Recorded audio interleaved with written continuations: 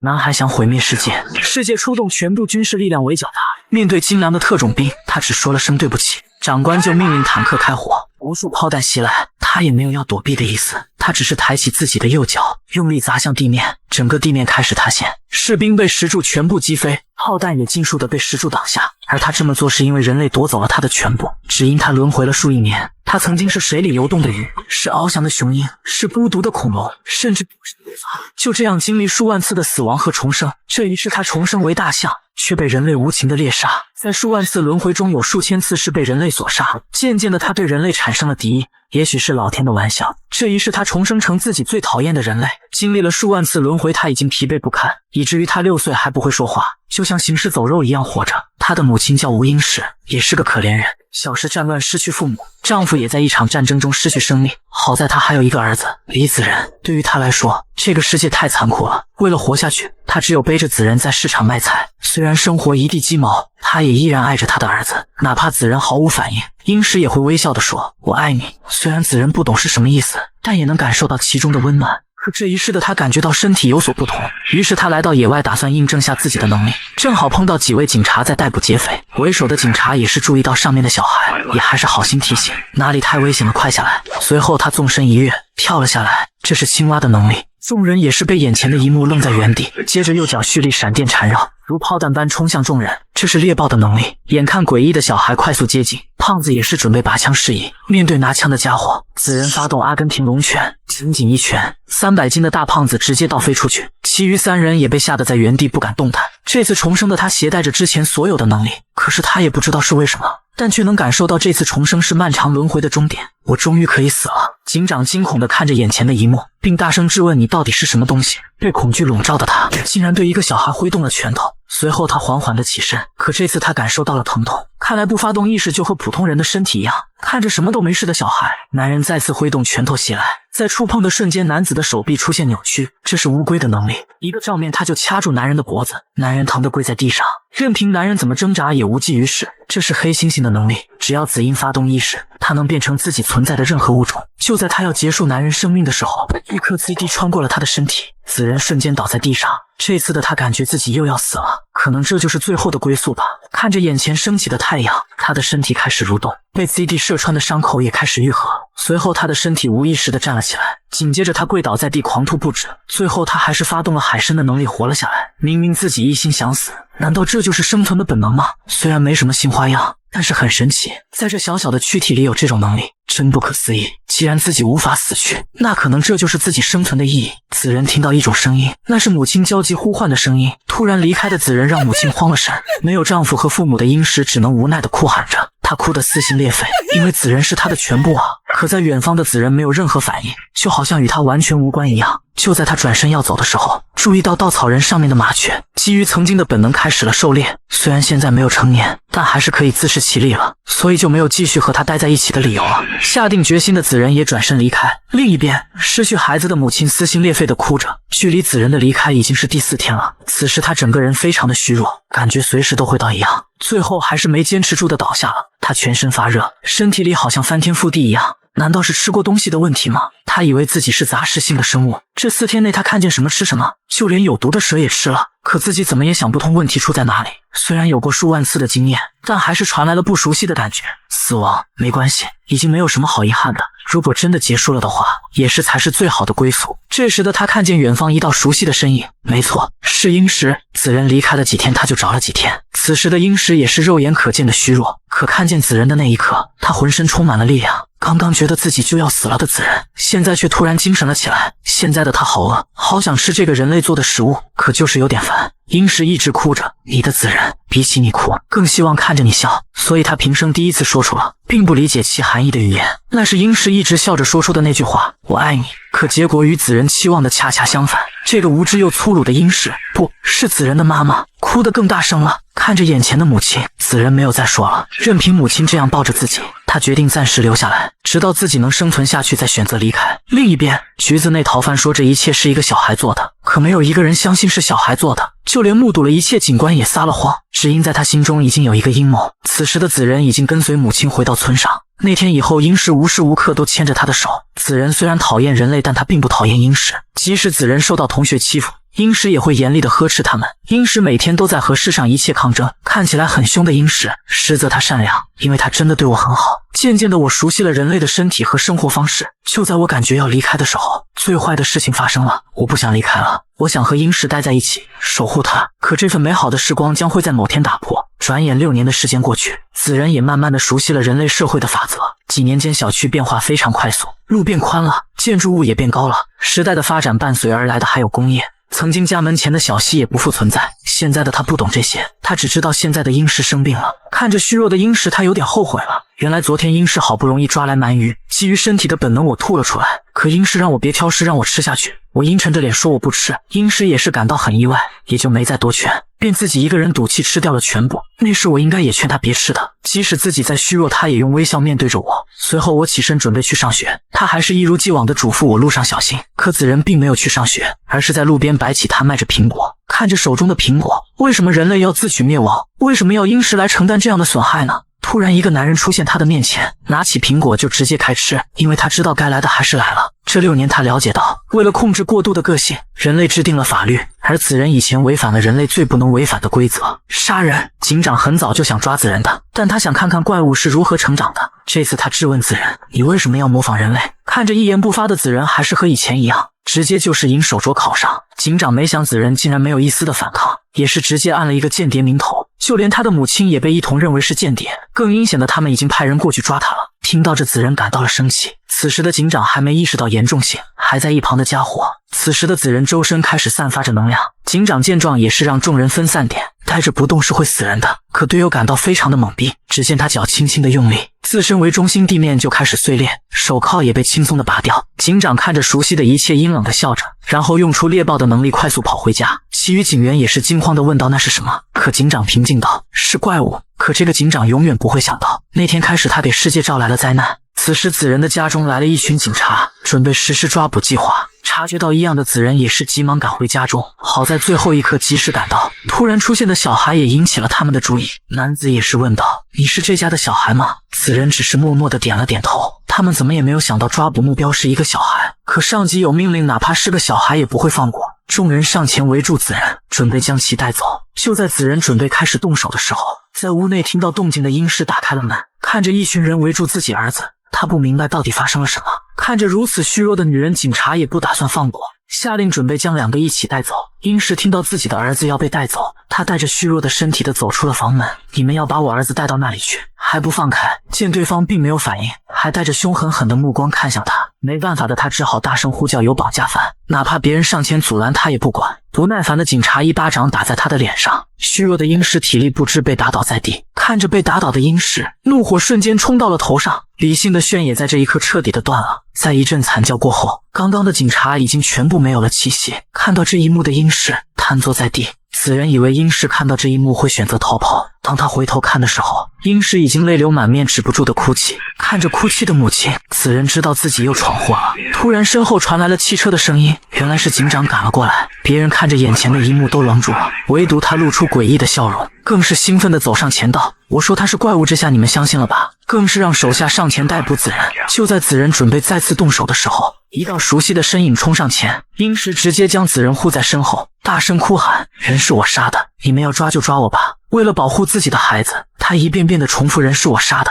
我家孩子什么错都没有，你们要抓就抓我吧！”子仁不可置信地看着眼前的一幕，平时虚弱到连饭都咽不下去的母亲，像疯了一样站出来保护着自己。为什么？明明是我保护母亲的，可现在……此刻的子仁紧紧地捂住胸口，他终于明白了，为什么母亲以前经常和别人吵架。为了保护黑猫警长，竟对一个女人拔枪，可女人不能逃跑，反而一个劲地凑上前。他这么做的原因，只是为了保护自己的孩子。不等女人做出解释就开枪了。子仁察觉到危险，迅速地发动乌龟的能力当下子弹。可这也正中了警长的下怀，因为他发现了母亲是子仁的软肋，立即吩咐手下开枪射击。一旁的小卡拉米觉得没这个必要吧，毕竟他们都没有反抗。警长大声训斥这帮蠢货：“你们还没有搞清现在的状况吗？难道你们想变成那边地上的尸体？”这是命令，全体开枪射击。面对数以万计的子弹，子仁发动所有轮回生命里的最佳感知，随后抬起右手轻松截下一颗子弹。子仁感觉自己能办到，于是提高自身的坚硬度，子弹也全部被打了下来。这是球鱼的能力。一阵射击过后，众人惊恐地看着眼前的一切，他们无法相信，眼前的小孩只是受了一点皮外伤。人往往对未知的事物会感到恐惧，而恐惧往往是来源于火力不足。随即他们再次开枪射击。就在子仁准备再一次发动球鱼能力的时候，殷实出自于母亲的本能出现在他前面，紧紧地抱住他。无情的子弹全部射入殷实的身体，就这样他倒在了血泊之中。子仁无法相信眼前的一幕，颤抖地喊出这12年来从未喊过的妈妈。就在他要崩溃想一同去的时候，殷实伸出手，温柔抚摸着他的脸颊，拜托他一定要活下去，不管用什么办法。随着话语的落下，殷实也没有了生命的气息。为什么警长这么执着于杀死子仁？因为他知道，如果不能杀死眼前的怪物，以后会给世界带来毁灭的灾难。此时的子仁也终于明白了，自己是无法和人类共存的，只要他存在，就会有无辜的人受伤或者死掉。虽然现在的他很想手刃眼前的众人，可他答应了母亲一定要好好的活下去啊，不舍得再看母亲一眼，转身就朝外跑去。他发誓一定会好好的活下去，直到消灭了全人类为止。警长看着子仁逃跑，他以为子仁变弱了，立即下达抓捕命令，如果不趁着现在，以后就抓不到了。当子仁跑到那片熟悉的菊花地时候，他停在了那里，因为这里有他和妈妈最好的回忆。看着不跑的子仁，警长已经在幻想升职加薪了，殊不知等待他们的是下地狱。只见子仁一个人在那里自言自语，在那里是不行的，妈妈会受伤的，对不起，之前杀掉的人，对不起，今天杀掉的人，还有现在要杀掉的你们，你们也一定都有妈妈，都是被爱着或者有爱的人，可你们为何要夺走我的爱了？虽然我有做错的地方，但你们也一样没有停止过杀戮和破坏。此刻的子仁也终于明白了为什么重生了亿万次，为什么自己重生成自己最讨厌的人类，还拥有这种力量。随后子仁击周身闪电缠绕，巨大的能量使地面出现裂缝，因为我就是为了消灭你们而存在的。警长这才意识到自己做了一个多么后悔的决定，如果让他知道会是这种结果，应该就不会来了。不等他反应，子仁已经一跃来到了空中。被恐惧笼罩的众人已经忘记自己手里还拿着枪，只见子仁以光的速度俯冲而下，狠狠地砸向地面。巨大的冲击波直接将一旁的汽车震飞数米高，地面也被砸出巨大深坑，溅起了无数的石块。其余众人也是直接当场死亡。只见子仁缓慢地走深坑中走出，唯独警长还有最后一口气，直到最后他还是觉得自己是对的。像你这样的怪物就不应该存在这世上。平常不爱说话的子仁居然认同了他的想法，确实，像自己这样的怪物就应该被杀掉。很可惜现在的你们失败了，那这个代价就是这个世界上的所有人类，我会一个都不剩的杀掉。警长也终于知道错了，也是急忙的求饶，可现在说什么都晚了。晚上，子仁一人抱着母亲的尸体，走在他们曾经一起走过的芦苇田上，就这样抱着母亲毫无目的的走了好一阵。不知道是因为太累了吗？好像听到殷实在说话，那是子仁听过数万次的那句话。这一次子仁就这样他从夏天走到冬天，走到一个大野鸡前，正当他要狩猎的时候，一个大叔抢先一步将野鸡击杀，野鸡也正好倒在子仁面前。大叔也是上前关心他怎么来到这里的，毕竟这里是狩猎场，很危险的。可子仁并没有回答，他只是呆呆地盯着地上的野鸡。大叔以为子仁第一件野鸡，也是向子仁炫耀自己的战利品，可子仁只是自言道：“很值得炫耀吗，人类？”就当子仁要动手的时候，大叔一句话问到了他的内心深处：“你父母呢？”听到这3个字的子仁内心涌上一股酸劲，为了保护我死了。大叔看着这个可怜的孩子，随即取下身上的棉袄给子仁穿上。孩子，你受苦了，都冬天了还穿着短袖，不冷吗？子仁并没有回答，只是这样看着眼前的男人。子仁久违的又感受到了那一丝温暖。大叔拉起子仁手就准备把他带回家，此时的子仁还没有反应过来，家？我还有家吗？很快大叔就领着子仁就来到家门前，挥手示意母亲我回来了。一会的功夫，一盘鲜嫩的野鸡肉就做好了。大叔也是示意子仁快吃吧，你应该早饿了。可子仁还是不为所动。这时听到隔壁传来嘈杂的声音，很吵对吧？是旁边老王的工地在施工，听说是要修个什么度假村。大叔也问子仁你怎么一个人走到这山卡里来的？子仁也只是含糊地说走着走着就到这了。大叔告诉子仁这里什么都没有，不适合小孩长大的环境，明天和叔叔一起去市里看看吧，看有没有那家孤儿院愿意收留你。现在你还这么小，必须要上学才行。见子仁没有理会，大叔轻轻地敲了他一下，平时高冷的子仁被这一敲懵了，露出一副可爱的样子。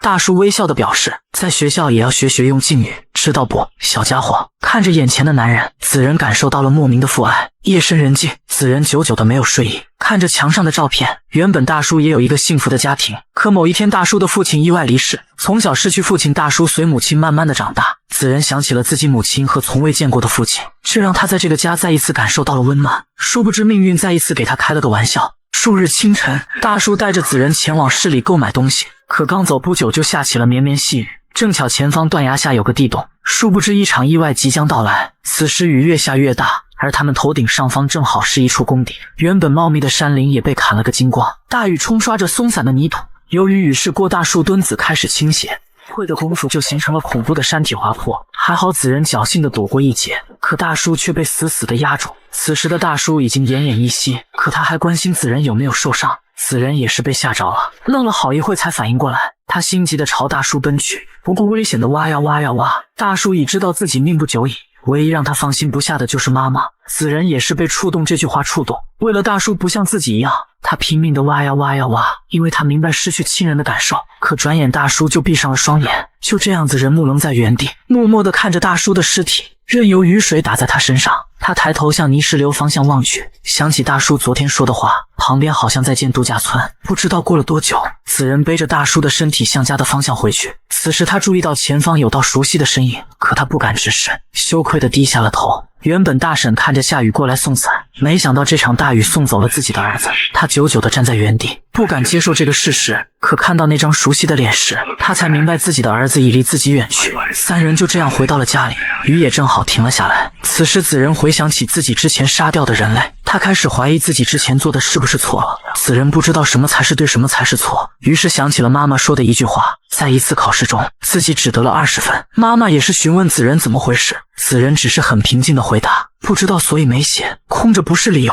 即使不知道问题的答案，也要回答问题，错了没有问题，实在不知道答案，就按照你的想法写。另一边，度假村正举行开幕仪式，各个地方知名大佬都围聚在一起。眼前这个男人就是度假村的老板。此刻他的目光看向远处，发现远处走来一个脏兮兮像乞丐的小孩。老板只是以为是偷溜进来，也是吩咐手下赶紧撵出去。毕竟今天来了许多重要人物，身为小卡拉米的打工仔也只好照做。就在要走近的时候，发现小孩身后已经布满了尸体。此时的子仁也终于明白该怎么做了。20分又怎么样？0分又怎么样？哪怕错了也可以，按照你自己的想法写，不用再去犹豫。所以你们都去死吧！其实我就想这样做。他站在高处看向远方的城镇，看着人类快速的发展，不断的增加人数，觉得现在实施灭绝计划还为时过早。为了避免悲惨的经历再次上演，子仁下定决心进行魔鬼修炼。1年后，子仁来到一处铁轨，准备和火车碰一碰。驾驶员看到突然出现的小孩，已经来不及刹车。面对疾驰而来的火车，子仁的眼神莫名的自信。不出意外的话，子仁被撞飞在空中，然后再重重的甩在地上。驾驶员急忙停下列车出来查看，扫视一圈后却不见男孩踪影。难道是昨晚自己喝麻了还没缓过来？此时的子仁已经瞬移到了远处，他这样做的目的只是为了实验，为了印证是否无意识情况下还能维持能力。又过了1年，现在他可以和所有生命体互相感应，但不是通过语言交流，从某种意义上来说应该是心灵感应，这比他想象中还要顺利。可能是因为人类身体的缘故，不仅了解每个物种的特性，还能解读他们心里想的是什么。转眼5年过去了，现在的子仁已经成年了，身体也达到了巅峰时期。为了让这个时期维持得更久一点，便用了乌龟的能力实现了他的想法。10年过后，他的感应能力不再局限于生命体，现在的他连泥土、水和植物都能，不准确说是万物都能感受。他能感知到这个地球他生病了，正在慢慢死去，而这一切的罪魁祸首就是人类。30年后，他能锻炼拥有过的所有能力，那种锻炼是没有限制的。现在他随意一拳就能轰掉半边山，并且还掌握了能力与能力的合成。看着眼前曾经还是破败的小镇，现在已发展成了泡菜国首都。子仁冷漠地看着眼前的一切，就像众神俯视蝼蚁一般。那就开始吧，先来个简单的。子仁将热量传入地底，再用力施加压力，反复进行这样的运动就会发生地震。地球初开之时，已经发生过一次分裂大陆的大地震了，只需子仁一个念头，可以一次性发生大规模地震的地点，在全世界就有6个地方。陆地可能会划分为36个部分，有将近一半的土地会沉入海底，没有人类能够在这场灾难中安然无恙，这就是名副其实的灭亡人类。虽然不清楚原因，但子仁能感觉到这样做是对的。虽然很简单，但是不仅人类，还有很多存在会一起死去。但是我会这样做，虽然可以做，但是我拒绝了。这数十年来都是子仁一人独自度过，至少也得去看一眼现在的人类，不是吗？反正随时都可以这样，没有必要这么着急。可现在的世界遍地都是人类的踪影，人类为了满足自己欲望肆意的破坏，现在的世界没有人类触及不到的地方。就这样他漫无目的走着，他明明记得不久前这里还充斥槐花的香味，可如今变成了冰冷的水泥地的高速公路。他久久地愣在原地，如今的世界也没什么值得他留念的。看着千疮百孔的世界，他觉得很烦，不如现在就全杀了吧。就在这时，子仁察觉身后有异样，一辆汽车快速地向子仁驶来，还一直不停地对着他鸣笛。可子仁只是觉得好吵，原本世界是没有声音的，就是你们这些人类让这个世界变得破破烂烂。子仁只是简单的发动力量，整条公路开始震动裂开，车内的女人慌乱地控制着方向盘，强大的力量将山上的巨石震碎。不巧的是，巨石正下方正是行驶的车辆。当车辆行驶得越来越近时，子仁看到车上的女人为什么那么熟悉，这是他都快忘记的模样。车内的女人竟然跟妈妈长得一模一样，这是他几十年来再一次有了情绪波动。眼看巨石即将砸向车辆，子仁下意识地冲了过去，本能地想保护像妈妈的这个女人。一个闪身来到车顶，将眼前的巨大击碎。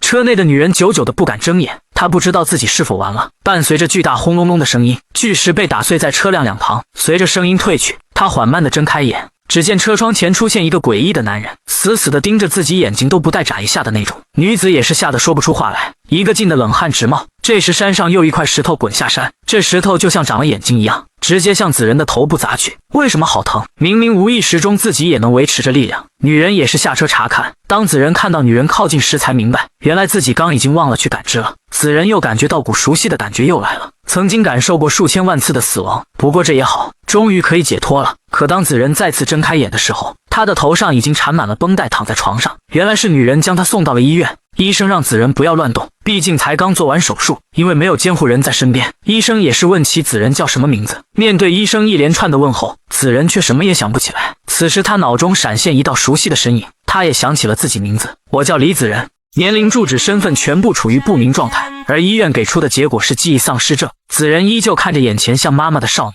少女被他看得有些头疼，为什么偏偏自己会遇上这种事？转眼就来到了3个月后，少女来到局子寻找线索，通过专业的检测到子仁身体年龄为25岁，但是无论他们不管怎么找，就算扩大范围寻找20到40岁之间的失踪人口，也依旧查无此人，甚至查了附近几个月的监控记录，也依旧没有任何线索，就像凭空出现一样。少女听着反反复复的问题，也是询问该怎么处理。警察表示也是第一次遇到这么复杂的情况，毕竟一个身份不明者还查无信息，确实挺难办。不过他要是有个监护人的话，或许事情会好处理一些。于是子仁出院的当天，护士正在呼叫李子仁的监护人，没办法的少女也只好暂时充当起监护人。此时的她一脸无奈的在出院表上签下自己的名字。少女回头看了看子仁，只见子仁一脸纯真无瑕的望着她，看着如此单纯的子仁，少女也只好妥协。从医院出来的少女一直闷闷不乐，子仁也是关心她怎么，可少女也只是瞥了她一眼，直言道自己没有义务照顾她，都是因为洛氏才会这样。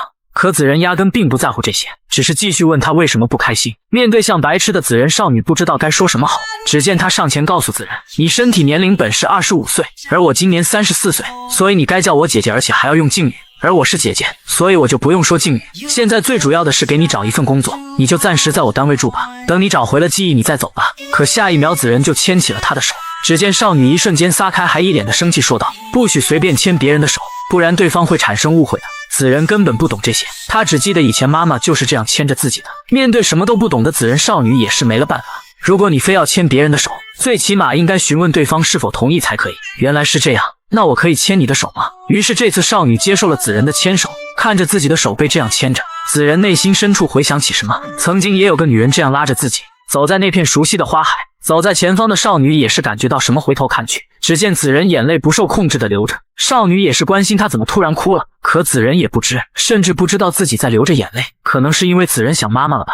从医院出来后，黎苏带着子仁来到闺蜜咖啡馆。闺蜜听说黎苏要把子仁带回家，也是感到不可思议。随后她嘟了一眼子仁，可子仁直接面无表情的来了一句，看什么你，弄得的闺蜜一阵无语。此时的咖啡厅陷入一阵沉默后，闺蜜开始坚决反对黎苏将子仁带回家，明明是带回自己家，不懂闺蜜为什么不同意，只因闺蜜觉得很奇怪，对于一个失忆又身份不详，而且她的口音很奇怪。原来闺蜜的老妈和子仁发生事故地点很近，觉得子仁的口音很不自然，就好像是在故意我们说话一样。可黎苏觉得没有什么，看黎苏不以为然，闺蜜还严厉提醒道，抛开这些不谈，况且他还是个陌生男人，你怎么能相信他，把他带回家了？可这次黎苏也找不到任何理由反驳。他回想起第一次与子仁相遇时的样子，和子仁莫名哭泣时的样子，那是多么无助的样子。随即两人看向屋内的子仁，子仁也是用微笑回应，看过之前的朋友应该都知道，这是子仁，这是第一微笑。闺蜜也是被子仁帅气的面容所捕获，这不就是妥妥的阳光大男孩吗？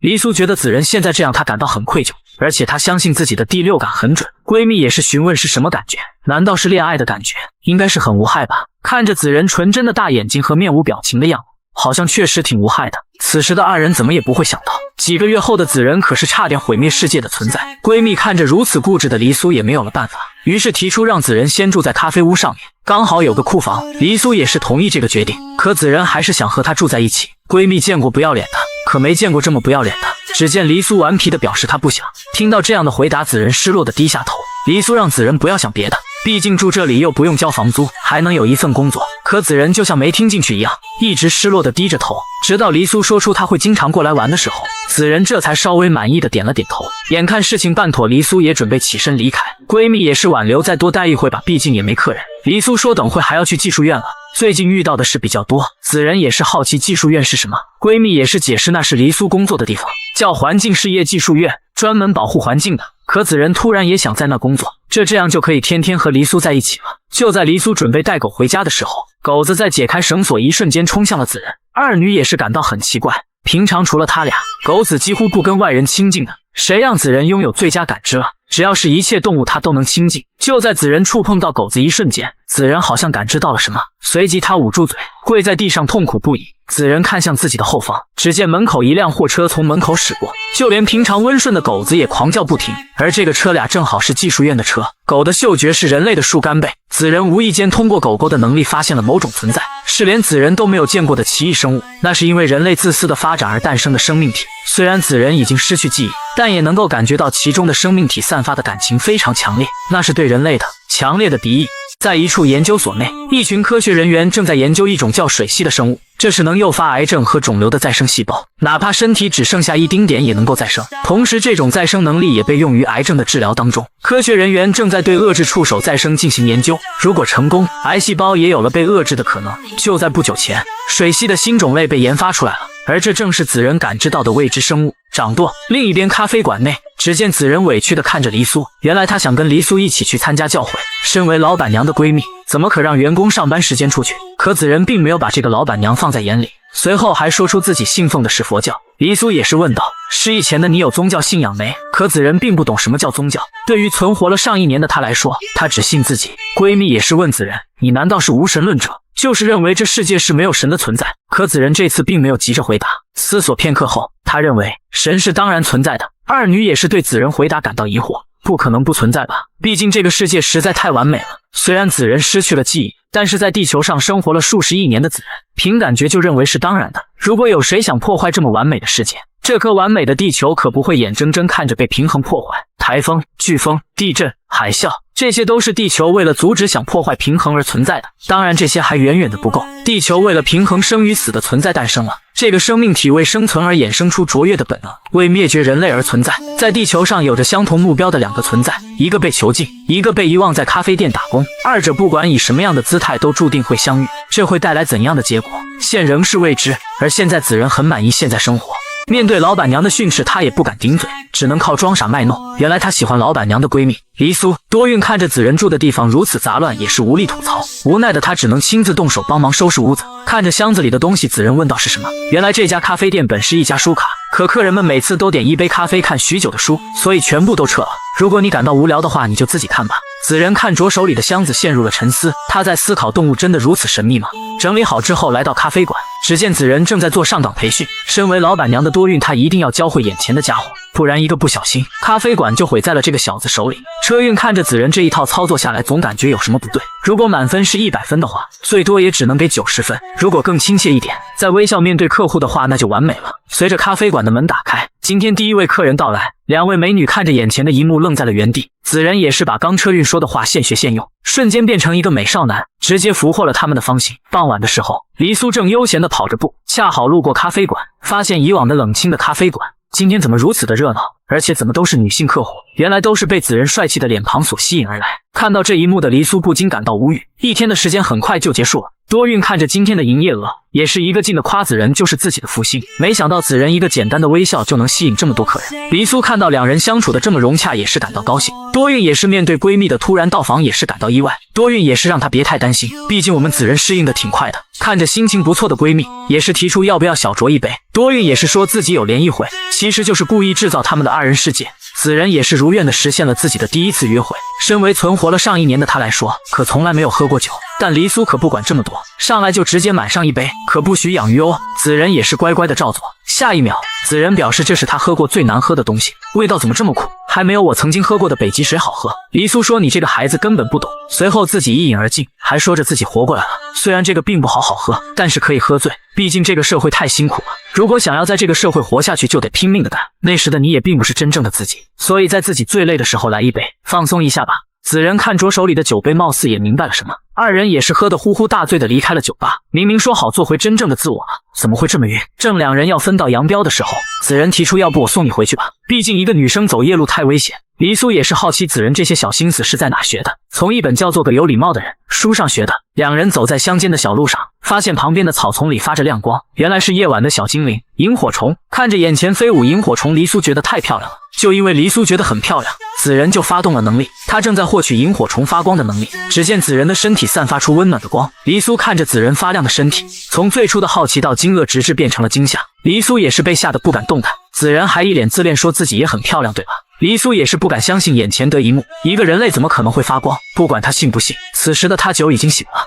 9年义务教育令他不能理解眼前的情景，下意识丢下了子仁逃跑，丝毫没有察觉到前方的危险。在子仁提醒后，英子才发现自己脚下已经迈出了悬崖，失去平衡的身体令他朝着深渊缓缓坠下。这种高度，除非佛祖显灵，否则必死无疑。而此时子仁的脑海里失去的记忆在不断涌现，他看到小时候的自己牵着和英子长得一模一样的女人，行走在长满白色雏菊的花田中。危急时刻，子仁想到了百科全书上猎豹的能力，随即凛冽的蓝色光芒在其周围炸裂。子仁化身猎豹朝着悬崖冲去，以几乎瞬移的速度来到了英子面前，而他的表情又变回了往日死寂的状态。蓝色瞳孔散发出骇人的强大，又仿佛在告诉眼前梨花带雨的英子，我的女人谁都不能动她分毫，就连地球也一样。随后子仁一个帅气的单手落地，稳稳当当的接住了英子。作为一个钢铁直男，第一次这么近距离与女神接触，这小子脸上又变回了舔狗模样，而他的神力也彻底暴露在英子面前。次日一早，还没醒酒的英子回到研究室上班打卡，众人正在研究斯蒂尔的生物特征，发现它有极快的再生速度，不管如何对它切割，被割下来的部分都能再生为完整的个体，并且所有特征都与本体一致。随即科长拿出了科学硫酸，将其滴入斯蒂尔的器皿中，只见他疯狂抽搐，像受到了极大的刺激。不仅如此，那些他再生出来的个体也受到了强烈的共鸣，闭起痛苦的挣扎着。众人意识到斯蒂尔的神经是共享的，而英子看到这幅情景却有着强烈的不安。彼时还没人知道，这个与子仁有着共同使命的诡异生物会给人类带来多大的威胁。而长着一副反派面孔的科长还在表示这是人类文明的重大突破。待研究过后，英子找到科长询问人类究竟有没有可能随意使用其他生灵的个体能力，而科长则一脸深沉说这种已经不能将其称为人类了，应该说是我们的研究对象。好家伙，妥妥的大反派发言。不过更像反派的还得是现在的李子仁，尽管他看到英子还是一脸的笑容，就差把结婚戒指画脸上了，还开口让英子给昨天的约会评分。大哥，我求你了，你真的不考虑去工地扎钢筋吗？而英子也是一贯的怒气冲天，让他不要再装了，自己可是千真万确看到了那副蓝色的样子。恋爱脑达到顶峰的子仁表示，如果英子不喜欢帅气的自己，自己也可以一直当舔狗。英子则表示自己只是出于安全考虑，让子仁最好不要随便使用这种力量。不过话说回来，英子还是想知道子仁拥有这种力量最想做的事情究竟是什么。随后子仁一脸淡然，回想起小时候自己手刃杀母仇人的情景，毫不犹豫地脱口而出，除了你和老板娘之外，我要将所有人类都掐死在自己手中。此时的英子一脸惊讶，没想到自己的舔狗会说出灭绝人类这种话。下一秒子仁也意识到自己暴露了，连忙装疯卖傻说刚才是开玩笑的，可本就被他颠覆三观的英子现在不可能再相信子仁是单纯的。子仁没办法，只好先安抚英子，说自己会连续18个360度后空翻。说到这，英子就更来气了，你小子拥有这种力量不带我上天，只顾着表演后空翻。但言归正传，英子为了子仁的安全提出要帮他研究身体。再说了，如果子仁对自己的神力知根知底，说不定实力还会上一个台阶。随后便拿出了一份协议书，如果子仁在上面签字的话，就代表他同意了研究院介入调查，并并且同时具有法律效应。英子或许还没有搞清楚状况，子人都要毁灭人类了，你是觉得法律这东西约束得了他吗？不过作为资深舔狗的子人还是签了字。这时英子的脸上才绽放出了笑容。不料第二天一早，佳佳过来开店，看到子人一脸憔悴，就差两眼发黑倒地上了。这怎么能行？佳佳抓着子人不放，问他是谁把我们的吸金石弄成这样。子人一脸不情愿，想起了昨晚手持针筒的英子，那邪恶笑容简直就像个吃人的女巫，竟然还抢走了子人的经典台词，让他多喝热水。而这时的英子也洗完澡躺在了床上，心里一阵不安，预感人类真的会在将来不久遭遇灭顶之灾，特别是子人那副邪恶的样子，他不敢相信对方失忆前经历了什么。随即英子转头看向一旁的照片，里面是英子与另一个男人的合照，猜测应该是弟弟，如果是男朋友的话，那英子我拜托你早点牺牲，让子人干点正事吧。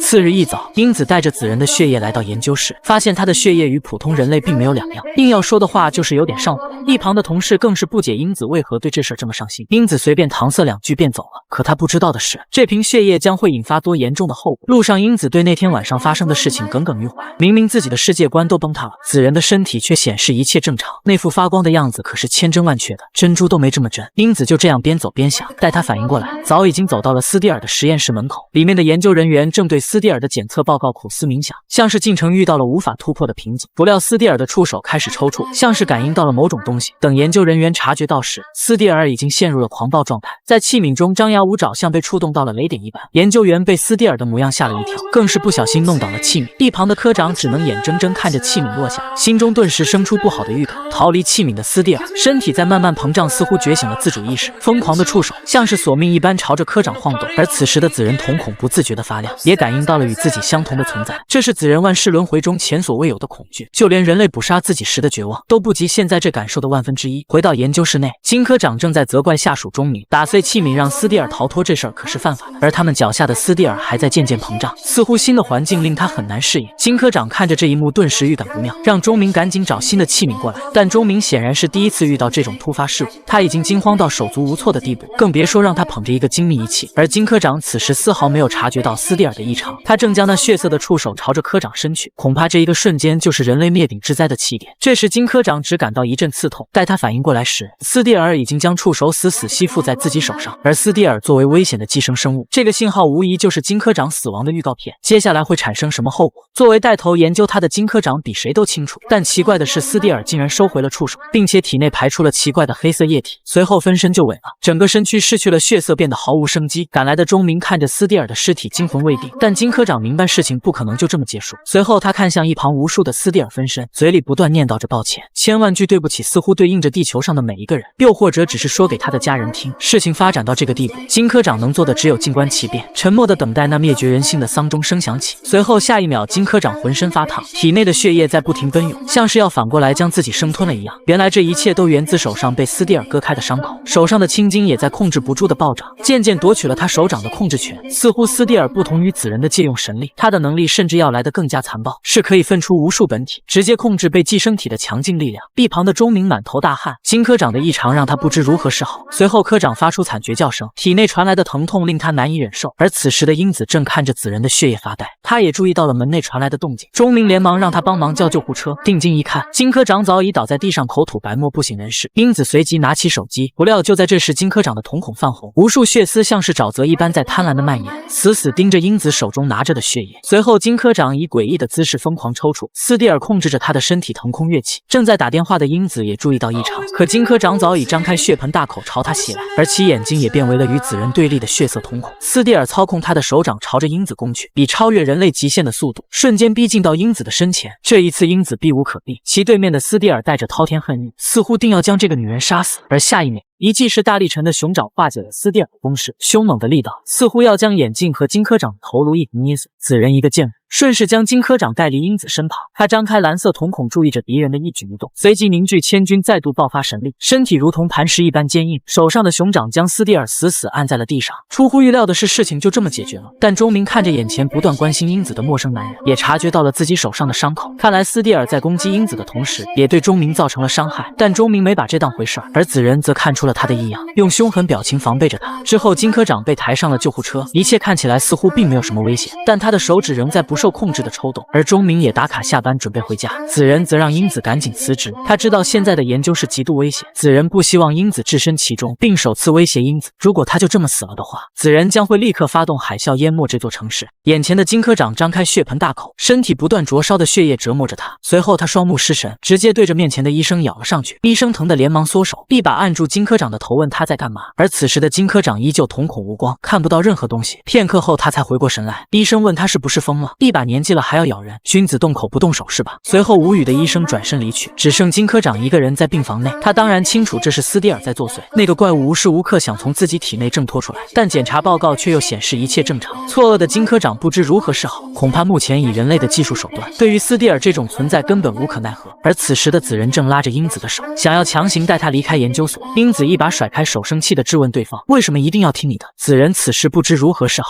默默地说道：不知如何解释这一切，他感觉就是非常危险。出乎意料的是，这回英子竟然真的相信了子仁，没有做出傻事儿。两人坐上车就走了。路上英子一直在跟领导道歉，以自己身体不舒服为由请了假。而子仁这时一脸坏笑看着他，说了句谢谢你相信我。英子只是耷拉着脸，并没有回应他。随后还拿出了子仁血液的检测报告，结果显示子仁的身体和普通人一致，并没有什么区别。但英子却总感觉哪里不对劲，却又说不上来。而英子之所以会选择相信子仁，也是因为这种感觉，顺便还教子仁这直男永远都不要低估女人的第六感。随后英子语出惊人，问子仁是不是喜欢自己，这一下把子仁给整懵了，但还是不出所料给出了肯定的回答。而英子继续问他对其他人类有什么感觉，只见子仁眼神瞬间变得犀利，沉默不语，恐怕他的内心至今还无法原谅夺走他妈妈的物种。而英子也猜到了大概，知道子仁表现出来的反社会行为肯定是因为他失忆前的经历。不过英子也说生而为人，他很抱歉，自己也有仇视人类的时候，不过这都是可以调整回来的。而此时的研究所内，钟明正打着瞌睡，斯蒂尔这事儿把他给折腾坏了。但突然飞来了一只蚊子，它落在钟明的脖子上，大口大口地吸着钟明的血液，根本停不下来。随后钟明一巴掌拍了下来，似乎是被这讨厌的蚊子吵醒了，而蚊子并没有被打倒，吃饱喝足后只是缓缓飞走了。它的翅膀上也渐渐浮现出了斯蒂尔的组织，恐怕这只蚊子日后也会被斯蒂尔控制，成为比人类更加可怕的寄生体。明明这些人在自己眼中就如蝼蚁一般，而他不论如何挣扎，都还是想要灭绝这个罪恶的种族。可冥冥中还是有个声音在阻止自己，就像眼前的英子一样。子仁带着他来到了海边，伸出手向大海舞弄着什么，他的瞳孔发出熟悉的蓝光，手掌微微颤动，随即子仁迅速握拳，将手朝着身后回拉。随着他眼神中的光芒愈发强烈，脚下的波涛骇浪顿时收缩，岸上残留的海水也随之舞动。英子只是默默看着这一幕，不明白对方在干些什么。随后只见大海听从子仁的神力迸发出无限波澜，像一只在岸边舞动的蓝色精灵。虽然英子作为一名研究员，但眼前这幅超出人类认知的画面还是让她震惊的花容失色。而大海也从一开始的和蔼精灵化为一头吞噬万物的汹涌猛兽。在子仁的号召下，周围的海水还在不断聚集。英子这才意识到对方之前说要发动海啸并不是在开玩笑，但很快他就停了下来，并且还淡淡的问了一句要不要上车。结果还没等英子反应过来，子仁就带着他乘上了海浪，就这样一直朝着远方冲去。好家伙，明明子仁可以直接绑架英子，却非要秀一手操作，这就是无所不能的子仁吗？而英子此时也害怕的尖叫，让对方赶紧停下，但子仁却第一次无视了他的请求，安抚英子说其实只要接受所有的苦难，她就会变成美丽的东西，而生命本来就是一个死亡的过程，只是你们人类把它描述的壮丽罢了。自然界中所有物种都是独特的存在，为什么只有人类自诩清高，肆意剥夺自然轮回的生命？随后子仁张开手掌凝结大海，表示在自己的记忆中有人说过，越是身边习以为常的东西，当人们仔细感受它的时候，它就会以数万倍的美丽作为回报，告诉那些残害自身的人类，无论受到什么伤害，他们都会继续绽放自己的光芒。子仁也清楚英子肯定会喜欢他们的，因为对于子仁来说，英子就是这样美丽的存在。随后子仁再次发动神力，英子也慢慢绽放出了笑容，朝着夕阳大声喊出了自己的愿望。这是他第一次这么近距离沐浴在夕阳之下，而子仁也没有了面对人类时的厌恶感，取而代之的是脸上的笑容。或许这些灿烂的景色就是子仁万世轮回中不多的慰藉。而此时我们也明白了子仁的使命并不是毁灭人类，而是从人类手中拯救这闪耀壮阔的旷世花朵。此时的医院内，金科长在人生中第一次有这样的感受，斯蒂尔还住在自己的身体里，并且分享着神经247个。他明白以自己为中心，受到感染的人越来越多，并且还在以无法想象的速度扩散。而斯蒂尔散发出的意志就像命令一般，不断催促自己召集其余个体，摧毁另一个神明般的存在。方法也只有一种，那就是夺走他心中仅存的光亮。28万，这是世界各地受到斯蒂尔感染的总人数。而作为第一个被寄生者的金科长，此时正坐在电脑面前操控着一切，已然脱胎换骨的他变成一副反派的模样。与此同时，世界各地风云突变，各个国家相继颁布的不合理政策悄然席卷全球，无数政客召开会议企图变法改革，就连世界顶级财阀老总也自杀身亡。而这一切的始作俑者正是金科长，他的意志已经彻底被斯蒂尔侵蚀，整个世界现在处于摇摇欲坠的危机时刻。恐怕只要斯蒂尔一声令下，其中被感染的世界精英们将会颠覆现有的国际状况。想到这，斯蒂尔万分激动，仿佛他之前遭受的所有折磨在此刻都得到了解脱。可就在下一秒，斯蒂尔察觉到了异常，正是化身猎豹的紫人闪现到了身旁。面对这位愈发强大的感染母体，紫人非常不屑地劝对方不要再干傻事儿，放下屠刀立地成佛。而对反派来说，这句话都听到起茧了，肯定不会就这么容易善罢甘休。但紫人表示自己现在就可以秒杀了对方。斯蒂尔听闻一脸错愕，伴随着瞳孔再度变为血色，他仰天发出了怒吼。一向淡定的紫人也被对方这一举动整懵了。随后斯蒂尔低下了头，随着眼睛的滑落，他双眼散发出死寂的杀气，摇身变成一副 boss 的面孔，质问对方是怎么找到这里的。紫人回想起当时在咖啡厅，他察觉到英子身旁散发恐怖的气息，随后伸手抓取，而其手掌中央正是为斯蒂尔扩大军团立下汗马功劳的文字。随后紫人打算给斯蒂尔这位后辈最后一次机会，让对方不要再害人。不料斯蒂尔自顾自地说道，其实他清楚紫人和自己是同类，并且从出生以来就感知到了对方。尽管两人所使用的能力不同，但斯蒂尔敢肯定自己诞生的使命就是和紫人一样亲手毁灭人类。但他不解为什么前辈会阻止自己，究竟发生了什么让他抛弃了使命。紫人终于不再废话，随后无数闪电在其身边迸发，周围凛冽的杀气直奔斯蒂尔而去。而与第一次交手不同，此时的斯蒂尔没有了往日的懦弱，他回想起那次在实验室受到的屈辱，心想绝对不能再这样下去，自己一定要完成原生之初赋予的使命。随着斯蒂尔紧握拳头，他身后的大门不断发出异响，剧烈的抖动逐渐占据了寂静的气氛。就在紫人感到疑惑之时，下一秒门后就冲出了无数被感染的人，整栋大楼的敌人都如同丧尸一般汇聚于此，他们响应斯蒂尔的控制，朝着紫人扑去。斯蒂尔认为自己这次胜券在握，不料紫人这时依旧不为所动。就在斯蒂尔眨眼的一瞬间，紫人已经跃至其身前，使出了熟悉的熊掌，一把抓住了斯蒂尔的头颅。随后紫人问对方知不知道自己的能力是什么，还不等斯蒂尔回答，只见紫人死死抓住对方后撤转身，他脸上的蓝色瞳孔再度焕发，熟悉的死神模样终于被紫人找了回来。不过这次他决定利用神力保护人类，只见其右手凝聚千钧，将斯蒂尔打得毫无还手之力，下一秒还将对方扔出了窗外。看着高空不断坠落的斯蒂尔，紫人回答了自己提出的问题，我使用的是原生之初本体的大自然之力，同样厌恶人类，但紫人守护的是自然，而斯蒂尔这个存在对自然的毁灭只会比人类更巨大，因此他一人奏响了守护地球的战歌。这次他杀意已决，蓝色瞳孔莫名露出渗人的死寂，不等斯蒂尔做出反应，对方继续一记升龙招呼过来，巨大冲击令他飞到郊外，砸在顽石上扣都扣不下来，这才仅仅是紫人的普攻。但斯蒂尔皮糙肉厚，强大的再生能力让他抗下了这一击。同时紫人跟了上来，一番连续攻势丝毫不给喘息机会，将斯蒂尔揍得鼻青脸肿。紧接着紫人摆出架势，凌冽眼神死死盯着对方，随即自然之力在他手中缠绕。下一秒，凶猛的阿根廷龙拳以力拔千钧之势重重砸在了斯蒂尔脸上，寄生母体承受不住自然的力量倒地不起。但紫人知道一切还没有结束，他只是死死盯着对方，一套还我青春美貌拳让斯蒂尔面目全非，但一眨眼他就恢复到完美状态。紫人暗暗吐槽这玩意儿这太抗揍了，没办法，他只好先掐住对方脖子，再想办法将其抹除。斯蒂尔自知大难临头也没闲着，他尝试了各种办法杀死眼前这个怪物，但最终都于事无补，就连他引以为傲的细胞都无法伤到紫人分毫。随后斯蒂尔张开双手，顿时无数飞禽走兽奔涌而来，他俨然变成一副大自然的主宰模样。紫人见状只是淡定一笑，随即大地震颤，地动山摇，不等斯蒂尔反应，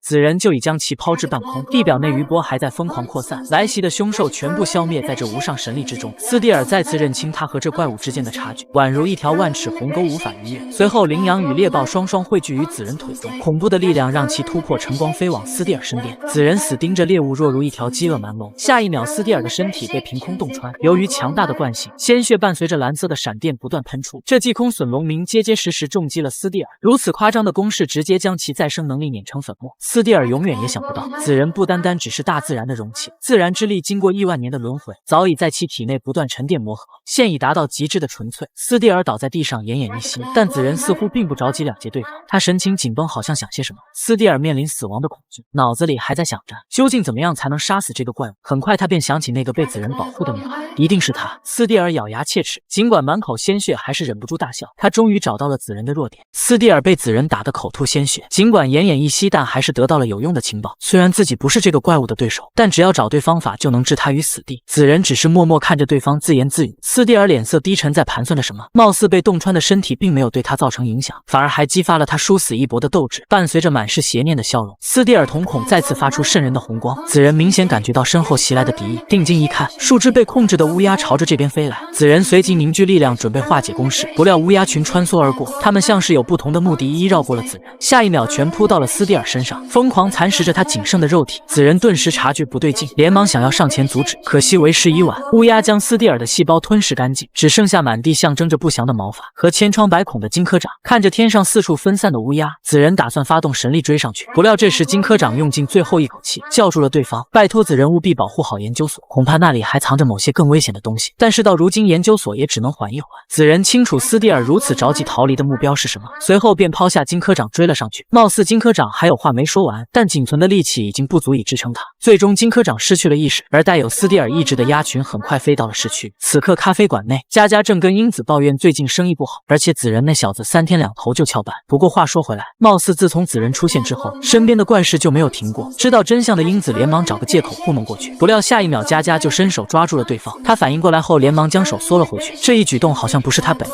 随后佳佳头疼欲裂，脑子里传来了奇怪的声音，不管他如何挣扎都挥之不去。斯蒂尔的意志在不断侵蚀着大脑，像上千根针同时插进了佳佳的头。英子被这一幕整得有些害怕，可更夸张的还在后面。只见门外站满了无数眼冒红光的人，场面极其瘆人，有种世界末日来临的感觉。随后僵尸纷纷打破玻璃冲了进来，英子不知道如何是好。阿弥陀佛，耶稣保佑，早生贵子，白头偕老，所有能想到的祈祷词都过了一遍，丝毫没察觉到一旁早已变异的佳佳。他张大嘴巴朝着英子飞扑过去，英子这下真是插翅难逃。而下一秒，一道蓝光掠过僵尸头顶，紫人使出熟悉的抓头杀，嘴里说着店长对不起，便将佳佳一把摁在了桌子上。但斯蒂尔的细胞给予了他强化，如此重的一击并没有多少杀伤力。另一边，僵尸群汹涌袭来，紫人顺势180度借空中飞人，将佳佳扔了过去。与此同时，新闻紧急报道，目前世界各地都出现了精神异常的人类，专家证实将这种症状列为传染病，覆盖范围是人类有史以来最广的一次。得病的人们都不约而同在脑海里接收到一幅画面，里面是一个长发的韩国女孩回到咖啡馆内，所有僵尸狰狞地吼叫着，是要将紫人身后的女人撕成碎片。而在尸群之后，一只乌鸦静静注视着这一切，它正是获得新生的斯蒂尔，或者换句话说，它是永生的斯蒂尔。世界政府正式将斯蒂尔的丧尸病变称为浪潮，但仍有人不以为然。此时，一个顶流网红开启直播，让好友在一旁展示症状，跟粉丝沉浸式体验感染浪潮的全过程。不料好友症状加重，诡异抽搐，不受控制跳出了窗外，跟随尸潮冲向某个地方。网红看着癫狂的人群一阵后怕。咖啡馆内，紫人奋力保护英子，面对大批丧尸恐怕坚持不了多久。紫人打算施展杀招，他拳头紧握，周围暗流涌动，这股气势令英子不寒而栗。眼前这个男人突然变得陌生，而恐惧也罕见出现在其脸上。英子见状立马抓住他的手，圣母附体般疯狂摇头，敌人可不会这么仁慈。尸潮血脉喷张扑了过来，没有办法，紫人只能带上英子逃跑。这还是他第一次落荒而逃，丧尸们穷追不舍，很快就将他们团团包围。紫人让英子扶稳了，下一秒就跳上了大楼，看样子一时半会是安全了。看着楼下的无垢丧尸，英子害怕地问这些人怎么了。紫人只好向对方解释斯蒂尔的事情，还说自己把金科长给杀了。尽管紫人表示这是无奈之举，但英子却怎么也听不进去，痛斥对方是个残忍的怪物，无论如何都不能杀人了。随后化身韩国唐僧将紫人劈头盖脸一顿骂，乐山的活佛真的应该他去当。英子骂完转身就走，紫人想拉住对方的手挽留，不料被狠狠地撇开。随后他头也不回地抛下紫人，满脸低沉。紫人见对方去意已决，便没再挽留。英子的绝情让他认清了现实，记忆中的妈妈跟这个女人不是同一个人，至少妈妈从来都没甩开自己的手，从来没有。看着英子渐渐远去的背影，紫人仿佛被打通了任督二脉，体内的神力在不停奔涌，他感觉自己前所未有的强大。而此时天台的门被打破，丧尸朝着英子扑面而来，他的双手近在咫尺，英子快要遭殃。仅仅在一瞬间，紫人凭空瞬移到了跟前，简单的一记普通攻击蕴含无双神力，直接将丧尸打得鲜血横流，砸在墙上扣都扣不下来。你还不明白我为什么杀人吗？紫人满脸怒火挡在身前，明明杀人的原因这么显而易见，那些张大嘴巴肆意吼叫的家伙，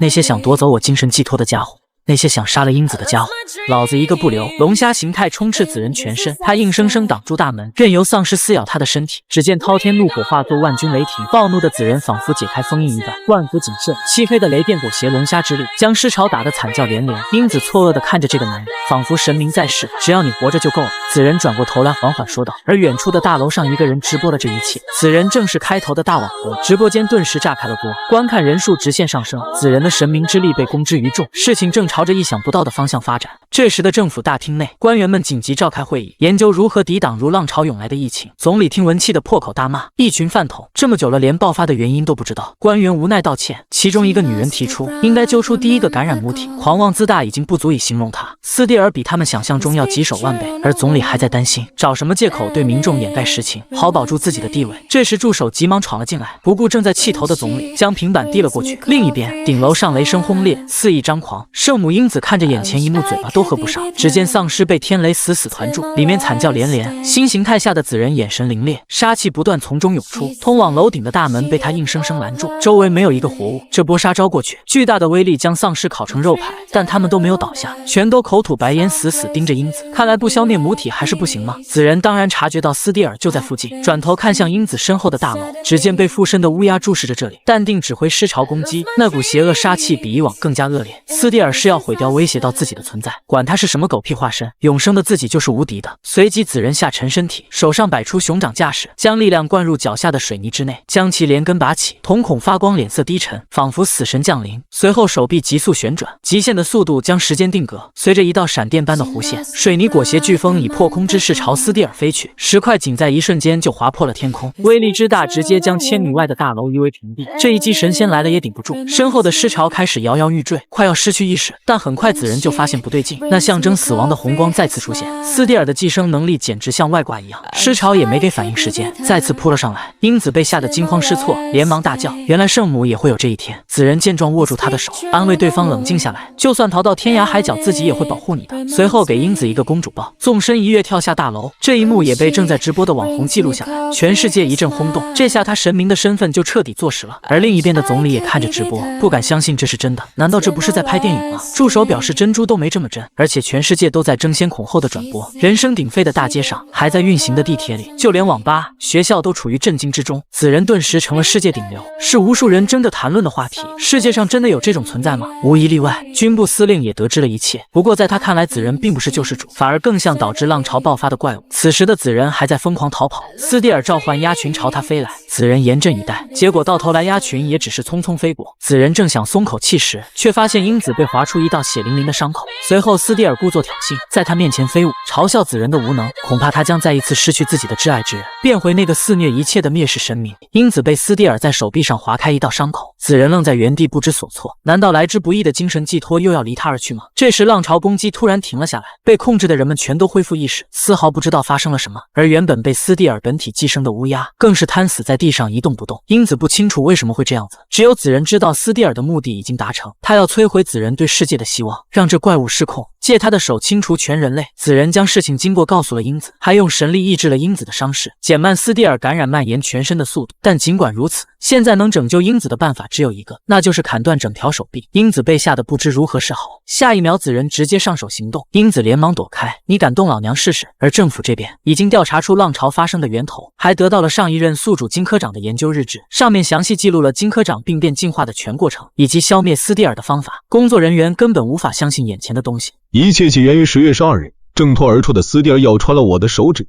我很快丧失了理智，再次醒来发现自己已经身处医院，听医生说我发疯攻击了同事。10月14日，出现丧失意识的症状更加频繁，很渴望咬人，但如果我集中精力还能将其抑制，至少到目前为止我还可以保持理智。10月21日，研究院在我的指使下抽走细胞，研究发现斯蒂尔已经寄生在我的体内，并试图占据我所有的细胞。从这一刻我才意识到，斯蒂尔并不是单纯的单细胞生物，甚至比一般的成年人还要聪明。他现在就像寄生虫一样，把我当成了宿主，并且我还能非常清楚感知到他的存在，以及斯蒂尔那邪恶的目的。他在想尽一切办法增加感染个体，将含有他细胞的血液传播出去。而我当然也知道感染人群在爆炸性增长，但我对此无能为力，只能眼睁睁看着自己成为斯蒂尔的帮凶。10月26日，我已经习惯了被斯蒂尔寄生的状态，并掌握了他给我带来的强大力量。我可以按照自己的想法来控制被感染者，我很享受这个过程，并将这种能力命名为操线。10月31日，我又一次回到了研究所。现在我看待人类的眼光已经变了，人类总是在不合理的增长，给世界带来各种麻烦。我终于知道为什么会发生这种事情，也知道斯蒂尔为什么选择了我。原来我内心一直希望通过这种能力来创造一个更美好的世界，但是如果有人看到了这些日志，就代表我已经失败了。那证明斯蒂尔应该被铲除。只要这股力量怀有恶意的话，人类将会在顷刻间灭亡，而除掉斯蒂尔的方法只有一个，杀死宿主，无论他是谁。镜头回到1个小时前，英子和子仁主动赶到研究院，这里已经被政府派重兵把守。英子表明自己研究人员的身份，说无论如何都要进去查看，这关乎到人类的存亡。与此同时，研究院内部向西装男报告，发现斯蒂尔的研究样本被本体入侵，而且之前直播视频里的神秘少年来了。关口外，军人们严阵以待，生怕眼前这个怪物做出什么举动来。这时，西装男亲自出来接应，打着一口流利的官腔欢迎子仁，想要博取对方的信任，还要求他乖乖配合检查。英子表示时间紧迫，自己一定要去研究室确认一下。奈何西装男一个劲的让两人配合，不然的话他们要负法律责任。见军人强行抓住英子，子仁一下子急了，连忙大喊着让他放开那个女孩。不料等反应过来时，军人们全都扑了上来。西装男躲在里面怡然自得，让子仁乖乖按照自己说的做。话还没说完，西装男突然浑身颤抖，心里由内到外感受到了恐惧，像被某种可怕的猛兽盯上了。而在他面前，正是一脸死寂的子仁。他满是杀气地问西装男喜不喜欢这种感觉。西装男根本不知道自己惹到一个怎样的存在，赶紧命令军队将枪口对准子仁，随时准备开火。这一次西装男没有了高高在上的姿态，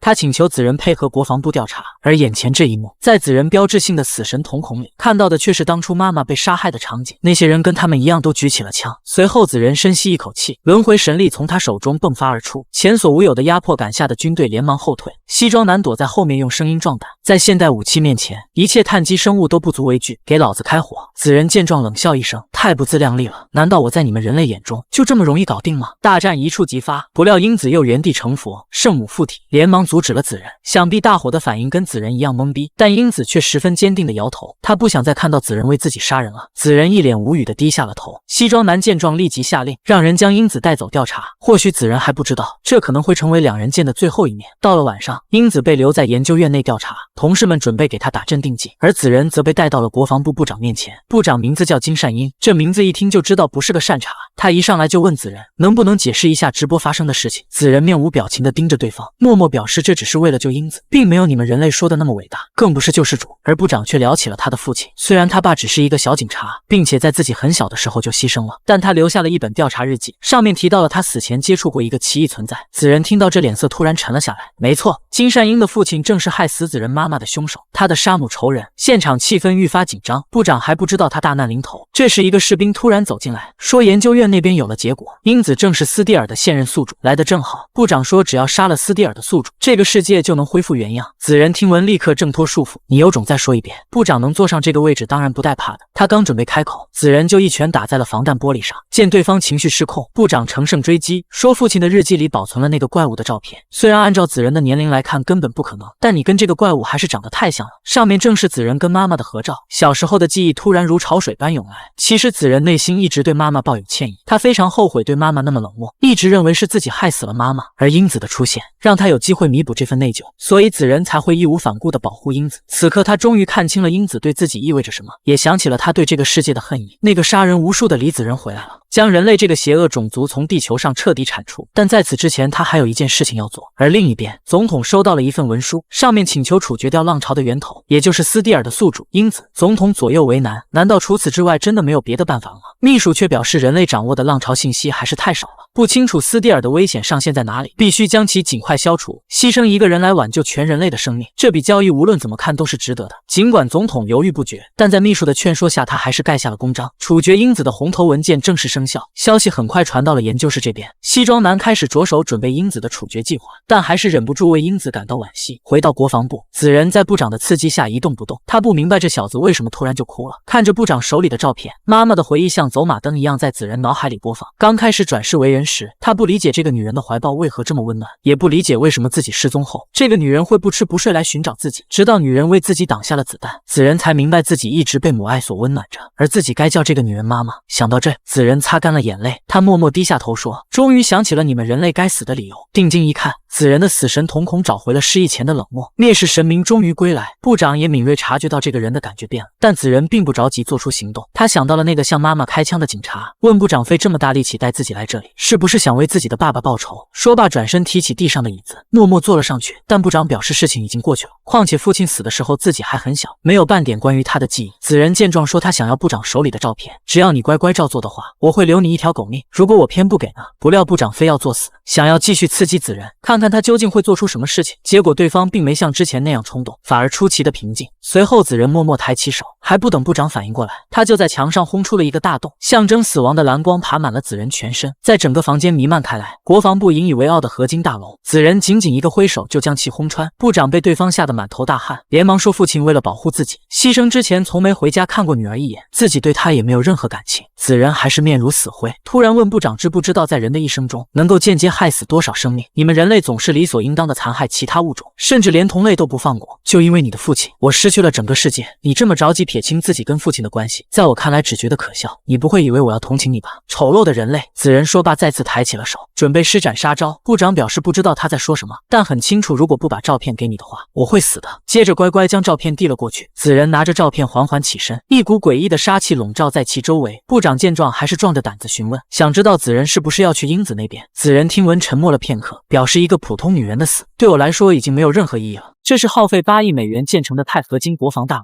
是号称能防御核武器打击的存在。可此时大楼上赫然破开一个大洞，军队完全不敢相信眼前这一幕。大洞前躺着的尸体让大家感觉后背发凉，恐怖如斯。在他们认知水平里，这根本不可能发生。下一秒，一个面露杀气的少年从里面走出，他正是恢复记忆的灭世神明李子仁。那副杀光全人类的冷漠神情又出现在他脸上，象征死神归来。军队见状立刻赶到部长身边，确认其安危。虽然金善英见过许多大风大浪，但面对子仁带来的压迫感，他的身体还是止不住颤抖，仿佛被唤醒了体内最原始的恐惧。随后部长下令，国防部立即启动1级戒备状态，也就是应对世界大战的军备计划。而研究室这边，西装男准备执行英子的安乐死计划，只有杀死宿主才能化解浪潮危机。尽管英子做好了心理准备，但当真正来到这一刻时，他还是有点不敢相信。接着西装男让研究员开始动手，可英子突然崩溃问能不能缓一会，全人类的生命和你一个人的生命，虽然很遗憾，但这也是无可奈何的情况，麻烦英子小姐理解。虽然人类嘴里常常喊着高尚的口号，但当真正面临生死关头时，谁又会在意英子这个无名之辈呢？所谓的大义不过是为了更多的利益罢了。西装男继续安抚着英子，说整个过程没有半点痛苦，就像无痛入睡一样，只需闭上眼睛，一切就过去了。不料这时，英子的嘴角扬起一抹神秘的微笑，镜头一转来到了佳佳这边，恢复意识的她一个人在大街上游荡，好像在寻找着什么。随后突然看到了子仁的身影，这小子可让老娘一顿好找啊！平常笑得那么开心，怎么现在全然一副高冷帅哥的模样？佳佳一边喊着子仁的名字，一边向他跑去，还上手给他来了一下，质问这小子到底跑哪去了？是不是跟英子一起私奔了？竟然敢独自丢下老板娘逃跑，打电话也没人接。面对佳佳一连串的热情问候，子仁一动不动，眼神死死盯着面前。接着一阵阵行军的声音传来，佳佳还不知道发生了什么，只见一支军队在装甲车的带领下，正全副武装的朝这边走来。子仁和佳佳在他们眼中无疑是两只煮熟的鸭子，插翅难飞。紧接着军队摆开进攻阵型，将两人层层包围。军人手中的武器、坦克的炮口以及天上飞的直升机，这么大阵仗直接给佳佳干懵了。难道子仁犯下什么罪恶滔天的过错了吗？看着身边颤抖的佳佳，子仁内心没有半点波动，只觉得这个女人非常可笑，但也不理解偏偏是这么弱小的人类，为何总是叫嚣着自己才是地球的主人。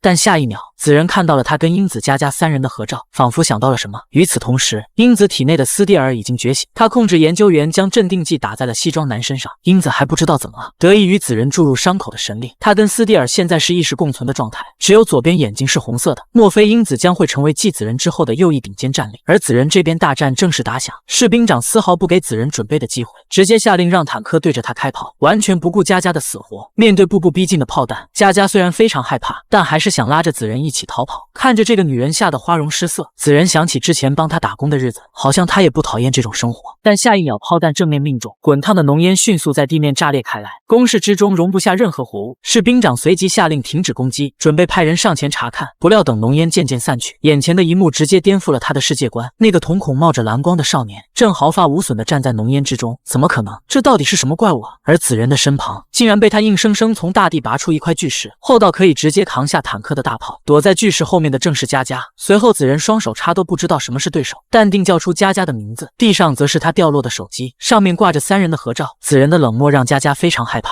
接下来的话也让他不敢确定这个人是不是自己认识的李子仁。佳佳，要不要陪我杀光所有挡路的，去把英子救回来？佳佳没有回应，他完全不知道对方在说什么。见佳佳一直不说话，子仁问他是不是受伤了，伸出手打算帮他查看伤势，结果佳佳立马后退抱住自己，眼泪随着他的颤抖不断流下来。至此子仁已经明白该怎么做了，但在行动之前他还是想解释清楚，表示这些人想杀了自己跟英子没什么好哭的，这只不过是弱肉强食的基本法则罢了。但是你们人类竟然会觉得牺牲一个人来拯救更多人是对的，哪怕去死的是无辜的生命，拯救的是败类。不明所以的佳佳只能一个劲的哭，她根本不知道发生了什么，不清楚子仁为什么会变成这个样子，只是现在自己太害怕了，所以眼泪才止不住。此时随着士兵长下令，坦克缓缓移动炮口，再次将其对准了子仁的方向，蓝光在子仁的眼睛里闪现，这无疑是发动神力的象征。渺小的人类总是自以为是，根本不知道自己面对的是什么。下一秒，子仁瞬移来到士兵长面前，一记龙爪死死擒住对方的头。所有士兵都没反应过来，上一秒这个少年明明还在100米开外，现在怎么突然来到了跟前？军队顿时乱了阵脚，只能眼睁睁看着子仁举起士兵长。佳佳也躲在巨石后面看着，死神即将降临。子仁说：“人类不是很喜欢为集体牺牲吗？我也很喜欢这句话。”一边说还一边掐住士兵长。所谓的牺牲不应该是自己选择的吗？为什么可以是强迫的？所以我将你们的逻辑理解为弱肉强食，也就是站在高处的强者侵犯弱者的权利，所以决策权永远都掌握在强者，也就是我的手中。子仁话语间露出渗人的杀气，这正是弱者将要被强者蚕食的恐惧。随后子仁开始发力，竟直接将士兵长捏得五官变形，随后血浆喷涌而出，宛如一朵绽放在空中的红玫瑰，洒落在佳佳的眼睛这幅画布之上，随之而来的是他的眼泪。士兵长飞出的眼球象征着子仁的杀戮才刚刚开始。这个满手鲜血的残暴怪物终于回想起小时候屠城的日子，这种感觉还真是久违了。世界上所有的人类将会一个不剩。随后子仁举起沾满鲜血的手，仿佛在欣赏自己的杰作。佳佳已经彻底被吓懵了，此时他开始怨恨英子，恨他为什么救下子仁这个怪物，当时直接将他扔在路边等死不好吗？随后子仁脸色低沉，右手摆出老鹰的架势，军队被吓得不敢动弹，只能静静看着子仁发动攻击，准备迎接死亡。灭空波，子仁淡定喊出了招式的名字，下一秒周围血浆飞溅，仅仅一瞬之间，整个军队被打成了肉碎。甚至由于冲击波速度太快，士兵们残留的脚还站在原地，根本来不及反应。坦克也被整辆掀飞，产生爆炸，伴随空中冒出的蘑菇云，地上浓烟滚滚，燃烧的灰烬伴随着血腥味冲入鼻腔。媒体直升机在上空盘旋，活脱脱一副世界末日的景象。记者在实时报道着突如其来的一切。只见士兵们的断肢整齐划一站在原地，最前面躺着的是兵长的无头尸体，而站在尸体上面的正是李子仁。他犹如神明一般注视着弱小的人类，军队在他面前如同蝼蚁一般被单方面碾压，没有半点还手的余地。政府为了应对这个怪物，已经进入了一击戒备状态。记者无法理解眼前的一幕，更不清楚这个少年到底是什么样的存在。但如果他不选择停手的话，恐怕没人能阻止他。随着子仁脚步逐渐深入，战场上横尸遍野，士兵的尸体横七竖八躺在楼顶上，无法想象他们生前遭受多么恐怖的打击。幸存下来的则像疯了一样，失去理智的朝子仁开火，仿佛手里的扳机是此刻唯一能看到的希望。面对不断射来的弹幕，子仁依旧没有任何反应。他开始思考一路走来的意义。这次的轮回里，我到底得到了什么？学会了人类的语言吗？还是人类看待这个世界的方式？看着眼前慌张的军队，子仁没有了以往对人类的憎恨。他不能理解为什么人类总爱自诩为万物的尺度，只要跟他们利益挂钩，就能理所应当的残害其他生物。此时子仁手里凝聚力量，无视了他们引以为傲的枪械，或者说是独占世界的工具，淡定朝着军队走去。万次轮回的走马灯也开始播放。当他还是大象时，莫名其妙被人类猎杀，躺在地上奄奄一息，眼睁睁看着他们锯掉自己的牙齿，好不容易转世到海里，却因为人类想要鱼吃又被捕杀。这次我的朋友们也没能逃出升天，我们流出的鲜血染红了整片海滩。为了解决人类的温饱，屠宰场里总是挂满了各种动物的尸体，就像一排排冥丧的墓碑一样，整齐划一，琳琅满目，多么讽刺！你们为了让自己看起来更好看，不惜将我们抽筋扒皮，制成一件件所谓的精美工艺品，用来互相讨好，取悦同类，用我们的生命来满足你们的虚荣心。所以在人类的眼中，生命到底是什么？是给强者宣示地位的垫脚石吗？还是为了打发时间随意玩弄的宠物？此人恨透了人类，直接一记冲拳向前打出，近距离轰飞眼前的军队。冲击波裹挟着飓风发出阵阵响动，连周围的大楼都为之颤抖。军队无力抵抗，只能接受审判，让骨折的疼痛感爬满全身上下，径直从楼顶摔落下去。与此同时，媒体直升机飞到了子仁头顶，他们认为不加入战场就不会被注意到，结果下一秒子仁就捡起一块石头，以迅雷不及掩耳之势扔了过去，石块破空而出，轨迹快到好似弹道，就像炮弹一样朝着直升机飞去。记者此时也知道好日子到头了，准备迎接死亡。随后天空产生巨大爆炸，直升机被撕裂成2半。紫人面无表情看着这一切，一副他们罪有应得的样子。不料爆炸波将直升机的残骸炸飞，以极快的速度往佳佳的方向飞去，一波未平一波又起。惊魂未定的佳佳来不及做出反应，随后只听见一声巨响，睁开眼发现紫人已来到了面前，为自己挡下了残骸。两人的表情形成鲜明对比，佳佳一脸惊慌失措，哭都来不及，而紫人的脸上竟然浮现出微笑，他自己也忍不住感叹：看来我连人类的心也学会了。佳佳错愕地看着紫人，仿佛还没有回过神来，这真的是我认识的紫人吗？不料这时还有一个士兵活了下来，他吊着最后一口气举起枪，颤颤巍巍朝着紫人开。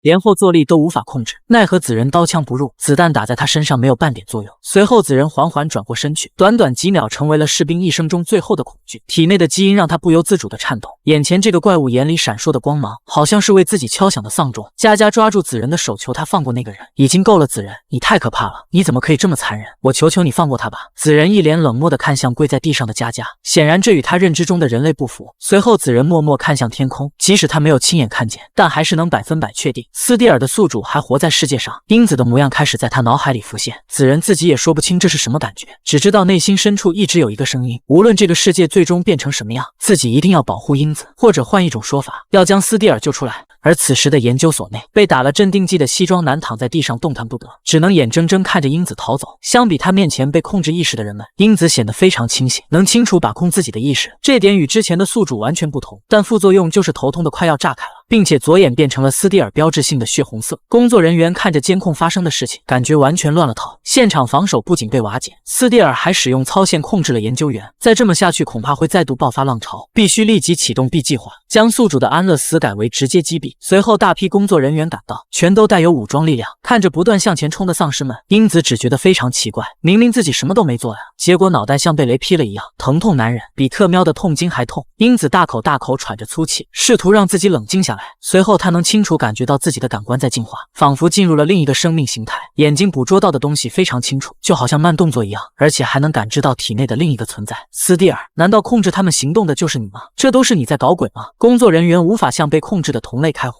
只能任由他们突破枪线，扑上来撕咬自己。韩服第一圣母当然不能容忍这种事情发生，他深吸一口气，眼神坚定，下一秒竟然直接撞向地面，想将斯蒂尔砸晕。接着丧尸们真的停下了攻势，纷纷倒地。工作人员感到错愕，到底发生了什么？原来斯蒂尔不过如此吗？英子觉得他没有传闻中那么恐怖。不料斯蒂尔突然开口说话，你们人类真的蠢到这种地步吗？英子美女，我麻烦你看清楚状况，现在想杀了你的人是他们，我才是要救你狗命的友军那位，要阻止我也不用做到这个地步吧？你是想疼死我吗，姐姐？斯蒂尔啰里吧嗦一大堆，英子只觉得这小子吵死人了，有这么难理解吗？英子，麻烦你看看清楚，我们俩现在可是共生关系啊！西巴的立刻给老娘闭嘴，你个寄生虫狗崽子！被逼急的英子又一次将头砸向了地面，这一次还差点让自己失去了意识，但依然起不了任何作用。接着英子看到了地上的手枪，突然想到了西装男说的话，牺牲一个人来挽救全人类，这是你必须履行的义务。随后英子慢慢朝着手枪爬去，这下轮到斯蒂尔急眼了，在公屏上打了一个大大的问号。英子完全无视了斯蒂尔，直接举起手枪对准自己的脑门，直面死亡的恐惧让英子瞳孔放大。斯蒂尔想要阻止，奈何根本无法控制英子，你到底要干嘛呀？我真搞不懂你们人类怎么想的。随后英子双眼紧闭，扣动扳机，准备领盒饭下线。不料紫人突然出现，抓住他的手，让手枪朝着天花板开火。他质问英子到底在犯什么病，不要命了吗？见到白马王子到来，一直紧绷神经的英子突然崩溃，上一秒还是个无敌的女战神，这一秒就哭得像个小女孩一样。紫人只是呆呆看着他，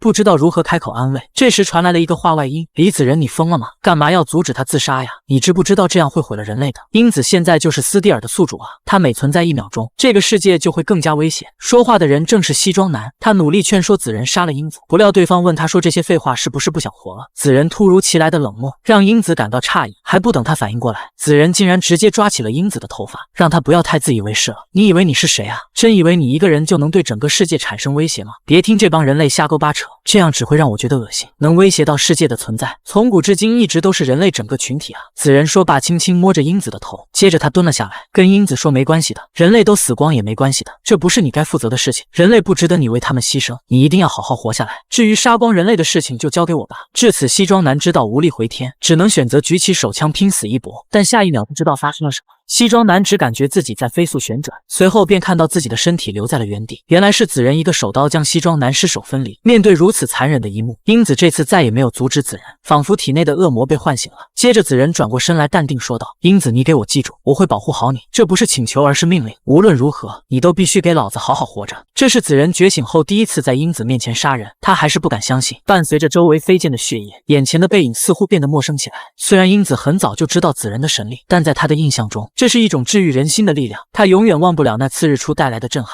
可眼前血肉模糊，惨叫声伴随着恐惧不断袭来。子仁手起刀落，又解决了一个敌人，剩下的纷纷举起枪开火。但在子仁看来，这无疑是将死之人最后的挣扎罢了。随后他缓慢抬起手，时间仿佛凝固了一样。等再次醒过来，子仁的手掌力拔千钧，如同游龙一般打在了敌人脸上，力道之大，竟然直接令他们的头骨凹陷下去。仅剩的敌人不知道是太过害怕，还是打光了手里的子弹，没再继续开火，只能等着同伴的鲜血洒到自己脸上，慢慢看着这个怪物朝自己走来。这一切发生的太快，英子实在接受不了，哭了出来。此时子仁已经来到了敌人跟前，准备施展杀招。接着英子一声呐喊，子仁停了下来，他莫名其妙地看着这个女人，手掌还是死死抓住敌人的头。英子哭着求对方停手，他无法接受这样的子仁。随后子仁竟然真的停了下来，敌人站在旁边惊魂未定，以为佛祖显灵，但下一秒他的人头落了地。完全恢复记忆的子仁再也不是任由圣母操纵的傀儡，他淡定挥了挥手，用略带挑衅的眼神看向英子，就像在宣告他是自由的一样。英子见状崩溃了，四肢瘫软，怎么也使不上劲，体内的圣母细胞也被子仁的气场压制了。这还是那个跟萤火虫一起发光的李子仁吗？英子哭得浑身颤抖，无法自制，而子仁也只是默不作声地看着。他的想法跟斯蒂尔一样，在这些人杀了英子之前，把他们全杀光。用人类的标准来说的话，这就是所谓的正当防卫。英子认为他完全是在瞎扯，心里的悲伤顷刻间化为愤怒，怒骂子仁是个恶魔。此情此景，像极了唐三藏骂悟空滥杀无辜。而子仁清楚，面对不能理解的事情时，人类非常可悲，能做的最大限度就只有愤怒。如果你单凭我的行为就判断我是什么人的话，那你英子之前看到的都是表面，而现在这个你口中沾满鲜血、屠杀人类的恶魔，才是真正的李子仁。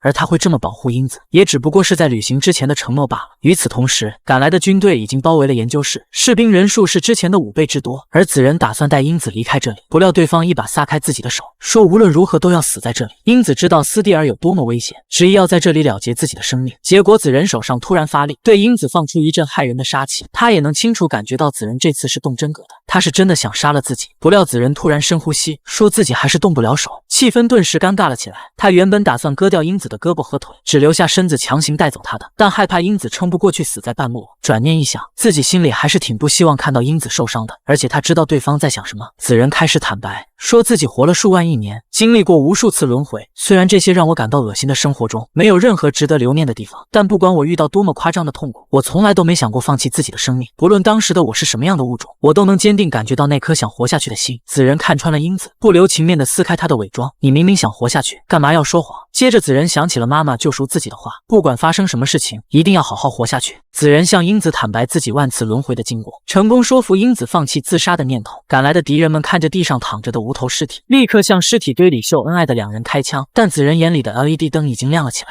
象征死亡的丧钟已经敲响。英子还是觉得这太不真实了，明明昨天自己还过着普通的生活，现在却每时每刻都在刀尖上舔血。而子仁没有半点拖泥带水，动若游龙，宛如台风过境，冲进人堆里将敌人斩杀得一干二净。英子只能试着让自己接受，转过头去，任由惨叫声回荡在耳边。等再次睁开眼，发现敌人一个不剩，全部倒在血泊之中，死状一个比一个惨。其实英子心里也知道子仁在保护自己，但不知为何眼泪就是止不住。接着2人来到研究室深处，英子认为金科长肯定留下了什么东西对付斯蒂尔，但眼前空无一物，显然是被政府抢先一步拿走了。这时英子突然感觉到什么，一支军队正往这边赶来。由于跟斯蒂尔共生的缘故，英子能清楚知道对方有2129人，这还不足以让子仁提起兴趣。他脸上还是一如既往的冷漠。而在研究所外，军队正在奋力呐喊，士气达到巅峰。队长多次强调这不是演习，是真刀真枪拼上性命的实战。政府之所以派这么多兵力过来，相信大家也知道我们面对的是什么怪物。他在视频里的残忍表现应该都看到了吧？上头已经统计出因怪物牺牲的人数，到现在为止一共是2000多人。大伙一定要给兄弟们报仇。队长刚想开口说下一句，就发现士兵们都齐刷刷看着屋顶，站在上面的正是子仁和英子，或者换一种说法，斯蒂尔跟蓝色怪物。队长作战经验丰富，立即命令全体朝2人开火。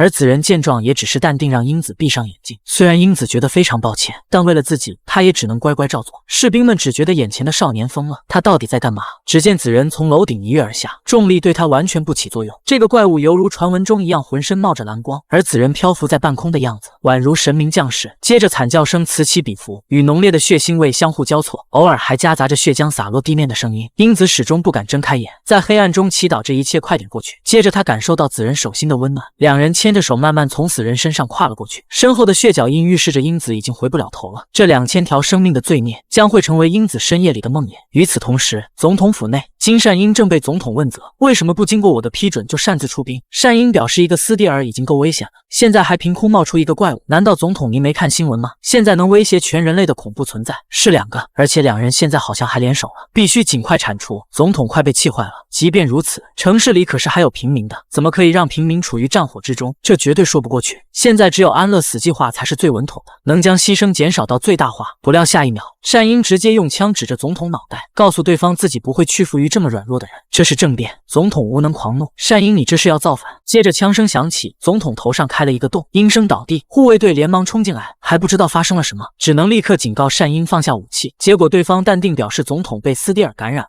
自己是迫不得已才开的枪。国防部长金善英发动青瓦台事变，击毙了国家总统。果然大韩的总统是高危职业，而且忠诚于他的势力也被乱枪打死。看着死在自己手上的同胞们，士兵不禁思考当兵的信条到底是什么？是保卫国家，还是成为射杀同类的子弹？这时一个男人被架了进来，嘴上还骂骂咧咧让士兵放开自己，直到看见总统的尸体他才消停下来，意识到这是政变。善英毕恭毕敬将男人称呼为秘书长，还让手下的人全部出去，看来他是想拉拢秘书长辅佐自己执政。不料对方质问到底发生什么事，金善英你疯了吗？这可是死罪。而善英只是淡定解释说总统已经被斯蒂尔感染了，自己是为了国家才迫不得已做出这个选择。秘书长听闻非常生气，这可是青瓦台，这种糊弄人的话怎么能让国民信服啊？而且他也看出来了，金善英就是想用军队掌控整个国家。现在都什么年代了，还来暴力革命这套，弄得民不聊生，你担当得起吗？从秘书长的台词中不难看出，他是心系国民的好官。不料善英只觉得可笑，你问我什么年代？现在是有2个怪物在外面横着走，即使死了上万名士兵，政府都不敢发射核弹的时代。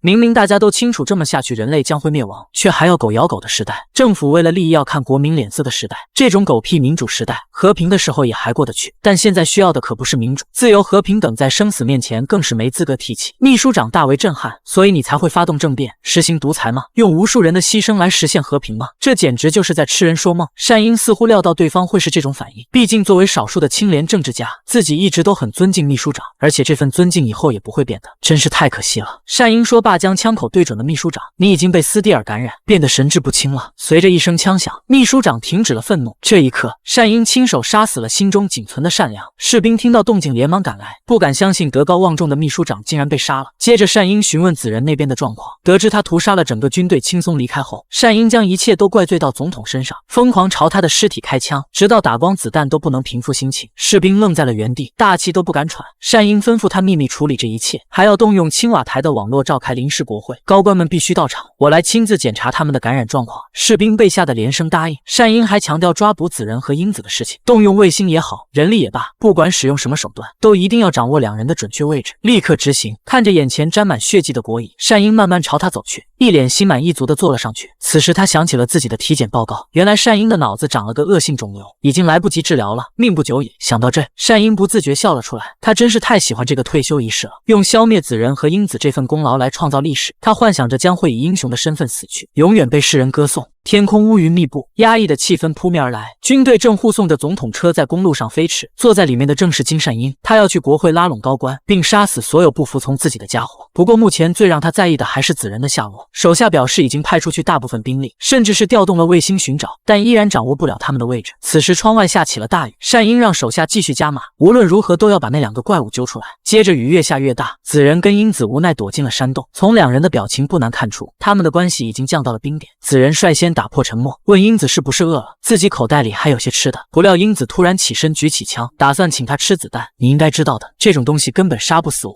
英子被一语点醒，那这样呢？随后他将枪口朝向自己。子仁只觉得这女人太无聊了，才刚哄好没多久就又闹脾气了。你要死的话，别死在我面前，麻烦你滚远点。来来去去就这几个花样，你不累吗，姐姐？英子说她恢复记忆后完全变了个人，杀人的时候连眼都不眨一下，自己真的无法承受这份罪孽。凭什么为了救我就要死那么多人？你失忆之前到底经历了什么？为什么会这么讨厌人类？这个问题戳到了子仁的痛点，他周围的气压急转直下，能明显感觉到一股强大的恨意。他说就是因为太了解人类了，所以才会这么讨厌这个物种，他们没有1秒钟不让我感到恶心。英子一时间被吓到了，持枪的手不自觉松懈下来。子仁说自己在轮回中也曾经盲目的喜欢过人类，这非常奇怪，貌似动物间的法则生来就无法改变，就好像刻在骨子里一样。子仁一边说一边向前走去，英子大喊着让他别过来，不料子仁直接握住他的手，说很喜欢人类手掌带来的温暖，这能让自己感到幸福，但每次当自己沉溺在其中时，都会换来人类的背叛，无一例外。英子实在不能理解对方说的话，至此子仁决定将轮回的经历全盘托出，让英子自己判断。不知过了多久，子仁的故事终于讲完了，外面的大雨仿佛就是他现在的心情。虽然他的故事很难让人相信，但之前子仁展示出的力量又让英子很难怀疑。这时子仁问英子自己是不是错了，英子默默低下了头，体内的圣母基因也无力反驳，不知如何回应，貌似默认了子仁的杀戮。接着太阳出来了，斯蒂尔也恢复了意识，他说这个女人果然就是最正确的选择，只要子仁无法对她动手，就没办法杀死自己。子仁早就知道斯蒂尔在想什么，表示英子在被他完全侵蚀的瞬间，自己就会动手。不料斯蒂尔话锋一转，谈到了子仁轮回的经历，反正我们的目的都是杀光人类，为什么不联合起来呢？把人类赶尽杀绝后，我也会从这个女人身体里离开的。子仁直接看穿了斯蒂尔，他就是在忽悠自己帮忙，根本就没打算从英子的身体离开。这种利用和背叛的小把戏，你确定这不是人类的行为吗？不过子仁倒也不介意多一个帮手，他答应跟斯蒂尔联手，一起消灭人类，将这个肮脏种族的鲜血洒满整个世界。千万次轮回所积攒的恨意在顷刻间爆发，没人能想象人类将遭受多大的苦难。你要阻止我吗？子仁面目严肃，按照圣母的标准来说的话，杀人是不对的，但英子无力反驳。在听了对方的经历后，他只能同情被杀戮埋没的子仁，缓缓低下了头。可子仁并不打算停下来，说自己曾经也坚定站在人类这边，从没想过改变立场，甚至在被自己主人杀死的那一刻，我都宁愿相信他不是故意的。直到这种故事反复上演，直到我被折磨得面目全非，人类的面孔在我脑子里愈发的邪恶，他们剥夺了我感受世界的感情，是人类亲手把自己送上处刑台的，无法原谅。即使我身上的伤口都已经痊愈，即使伤害过我的人都已经死去，但只要人类这个种族还存在一天，自己就会愤怒。子仁淡定述说着这一切，他的平静中能看到极大的麻木感。那如果一切都反过来呢？英子站在了他面前，为什么你不能看到好的那一面？你的故事里不是还有我吗？此时雨过天晴，大地重新焕发生机，我跟佳佳不是还在你的故事里吗？还有那个素不相识的老猎人，那个为了你对抗整个世界的妈妈。这套说辞子仁听了上百遍，他想看看英子还能吐出什么象牙来。你不是也杀了很多人吗？那些人都是无辜的，他们凭什么承受你的愤怒？任何事物本来就有好有坏，那些被你杀掉的好人，他们对某人来说不也是整个世界吗？你这么做跟杀了你妈妈的坏人有什么区别？虽然我不想拦着你，但这样做真的不行。接着两人都没有说话，微风呼啸而过，阳光照在他们脸上显得格外耀眼。我跟你一样也想活下去。英子率先打破沉默，现在我也成了怪物，不如以后我们都生活在一起，逃到无人岛上与世隔绝，那里再也没有人会追杀我们，我们可以自由的生活。更重要的是，在那里你再也不用杀人，一定会有这么美的地方的，就像童话中的世外桃源一样。所以你要陪我一起吗？英子突如其来的深情让子仁不知所措，那个害羞的大男孩仿佛又回来了。他静静看着英子的脸，丝毫没有察觉到自己已经动了心，而他也在轮回中第一次感受到了爱情。随后子仁快速转过头去，想掩饰自己的慌张。夕阳也在英子的表白中慢慢落下。到了晚上，英子早早睡去，子仁在旁边默默守护她。他一边思考内心的感觉，一边想象以后跟英子生活的日子，或许这才是自己最想要的。随后他喃喃自语，说真的很喜欢英子，脸还红得跟猴子屁股一样。不料斯蒂尔突然不识趣的醒来，打扰了兴致，让子仁又变成一副性冷淡的模样。斯蒂尔可没打算放过他，说自己听到了，而且还是第一次看到子仁这样的笑容。虽然知道不是对着我说的，但这也很难接受啊。面对斯蒂尔的夺命连环追问，子仁心虚的转过头去，不料斯蒂尔越贴越近，忘了他现在用的是英子的身体。接着子仁突然转过来，深情的看着斯蒂尔，或者也可以说是英子。对方被子仁帅气的面容征服，